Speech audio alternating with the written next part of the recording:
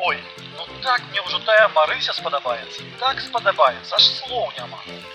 Дык адкуль ты ведаеш, што тая Марыся табе спадабаецца, а раптам не?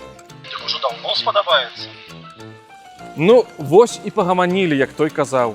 А вы як мяркуеце, сябры? Спадабаецца яму тая Марыся ці без шансаў? І гэта вам не жартачкі, а адна з найтыповейшых памылак у нашай мове. Часам яе яшчэ называюць чэмпіёнам сярод памылак. Здавалася б, што тут складанага? Ох, прабачце, зноў звоніць. Што? Падабаецца. Што робіць? То бок проста цяпер.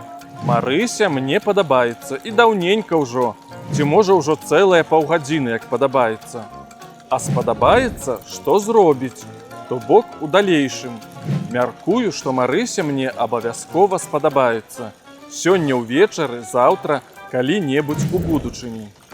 Але ў нашым выпадку мне падаецца, мой сябар фразай «Марыся мне спадабаецца» хацеў падкрэсліць, што дзяўчына любая яму ўжо цяпер. Аднак няправільным ужываннем формы дзеяслова «падабацца» ён, шчыра кажучы, увёў мяне ў ступар.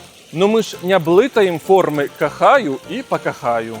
Такім чынам, у цяперашнім часе мы ўжываем выключна форму «падабаецца». Што робіць?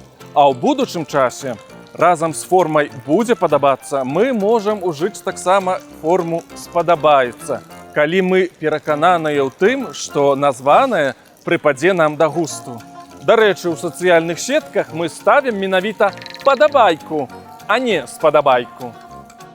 А цяпер у мяне лайфхак для тых, хто ўсё адно сумняваецца ў правільнасці абранай формы. Пакуль не запомніце, як правільна, па першым часе можаце замяняць падступны дзеяслоў выразам «даспадобы».